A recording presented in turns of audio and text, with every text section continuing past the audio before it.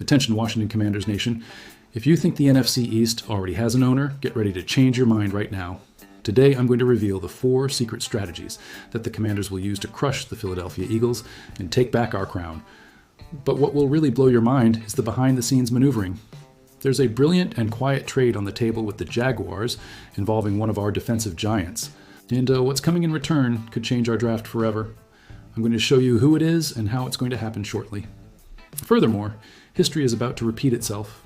We're going to dig up how legends like Dexter Manley emerged from absolute nothing, and how the next big draft steal is already in our sights. If you're a true fan, you need to watch this video until the last second, because the final detail changes everything.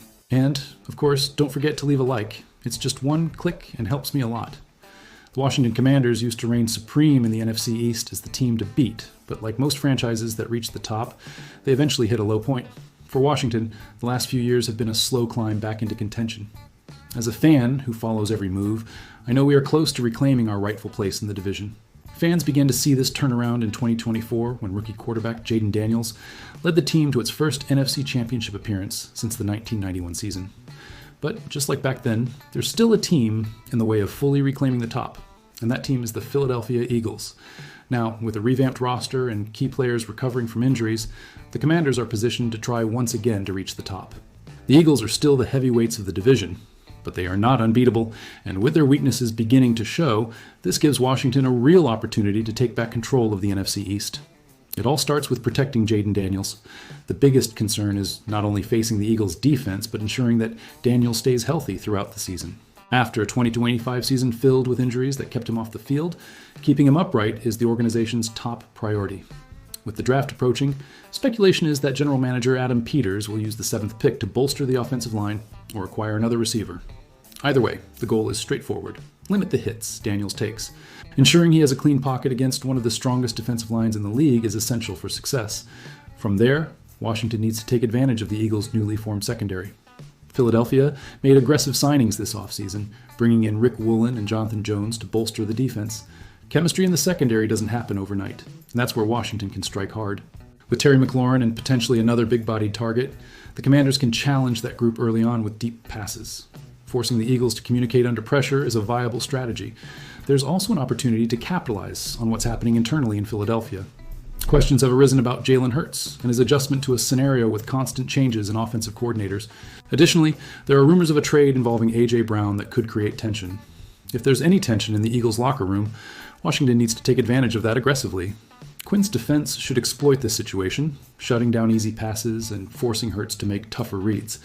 Making the Eagles uncomfortable and out of rhythm is the goal. Finally, Washington can strategically rely on its ground game.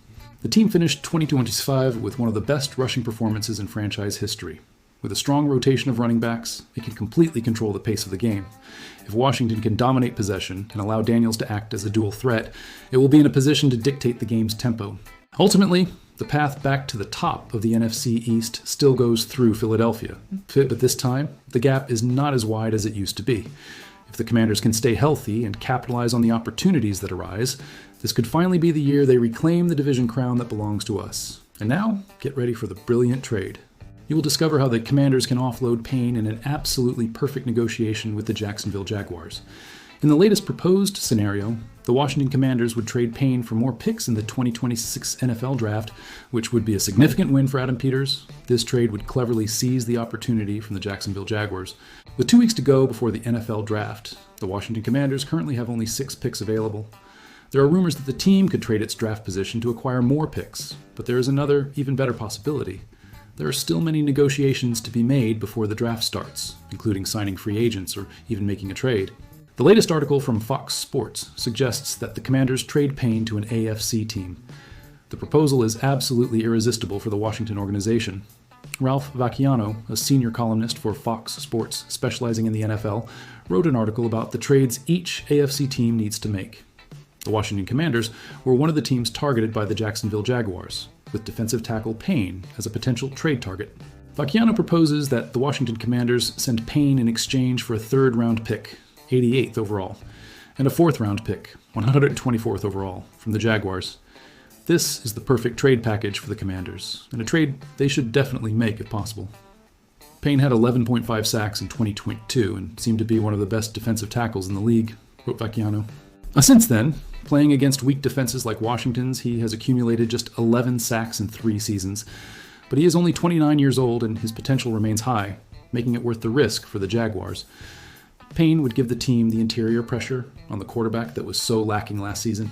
With Travon Walker and Josh Hines-Allen on the edges, Payne could make a significant difference playing alongside Eric Armstead in the middle of the defensive line. He is in the last year of his contract and will earn about $21 million, which could keep his market value out of the first 2 rounds. In terms of draft picks, the Washington Commanders only have 6 picks available, and they do not have a second-round pick or a 4th. They would gain another pick in the top 100 and add a 4th-round pick to find a gem. Analyzing the roster, the Commanders had no plans to extend Payne's contract. Payne will play the final year of his deal and will likely leave the team naturally. The Commanders signed Tim Settle in free agency, and Charles Omenihu can also play the defensive tackle position. They have several players who could fill Payne's role. They could even select a player in a very strong defensive tackle class to become the future of the position. Payne has the biggest impact on the team's salary cap, with nearly $28 million in 2026.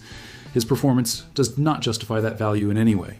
The Jaguars would have to offer him a new contract, but the Commanders could absorb part of his salary for 2026. This would make this trade financially viable.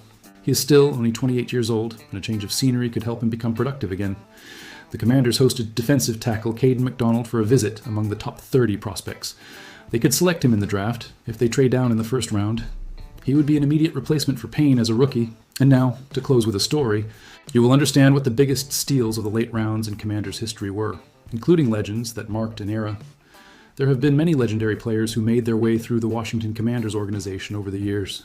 Many of these players have been honored in the team's Hall of Fame. Although Washington selected most of these players in the early rounds of the NFL draft, the franchise has been fortunate to hit on several of its late-round picks. With the 2026 NFL draft officially marked, we decided to analyze the true bargains the Commanders have made over the years. D. Dexter Manley was selected in the 5th round of 1981 with the 119th overall pick. The Secretary of Defense, Manley, is the second player with the most sacks in franchise history with 91. His 18.5 sacks in 1986 still stand as the franchise record for a single season. Manley became a consistent All-Pro and 2-time Super Bowl champion with Washington. Manley was one of the most feared defenders of the 80s, a true pass rusher and the cultural force of the Joe Gibbs era. This earned him a spot in the franchise's Ring of Fame. S. Cameron Curl was one of the most recent draft revelations, selected in the 7th round of 2020 with the 216th pick. Curl was more than just a piece to fill the Commanders' defensive roster. He stepped onto the field as a rookie and immediately became the highest-graded defender on the team. Curl displayed elite football IQ and consistency in tackles.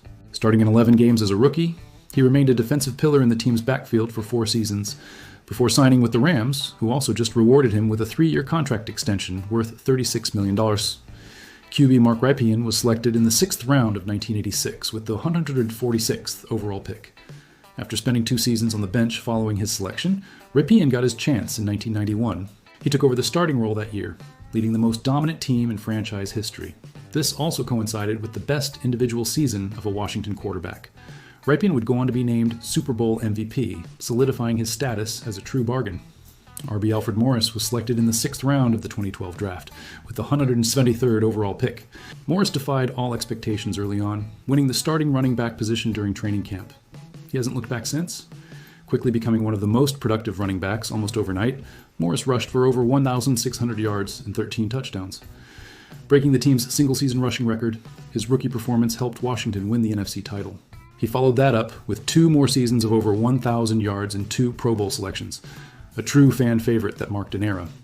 LB Chris Hanburger was selected in the 18th round in 1965, equivalent to the modern final round. In the old draft format, Hanburger was a discarded pick that, in modern terms, would equate to a late 7th round pick.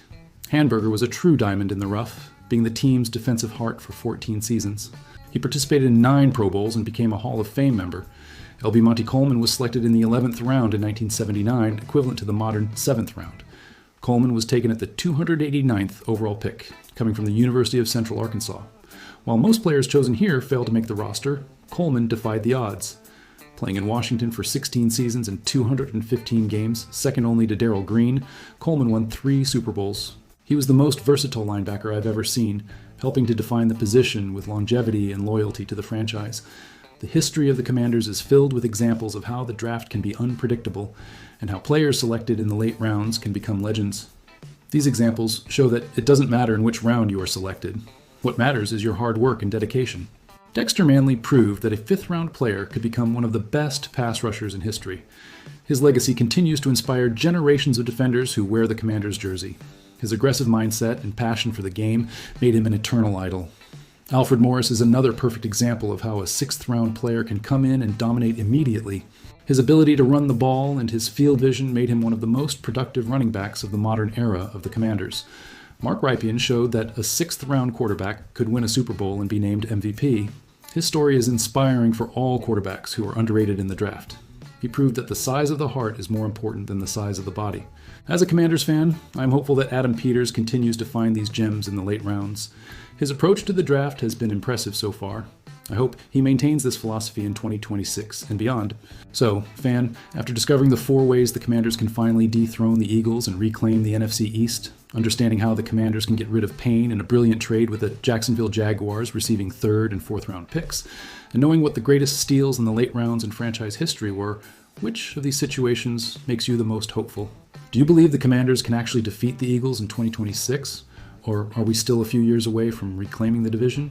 And more importantly, do you trust that Adam Peters will make the right draft choices to find the next Commanders legend in the late rounds, or are we just living off past glories and need more drastic changes in the organization? Share your opinion in the comments. I want to know what you think about the future of the Washington Commanders.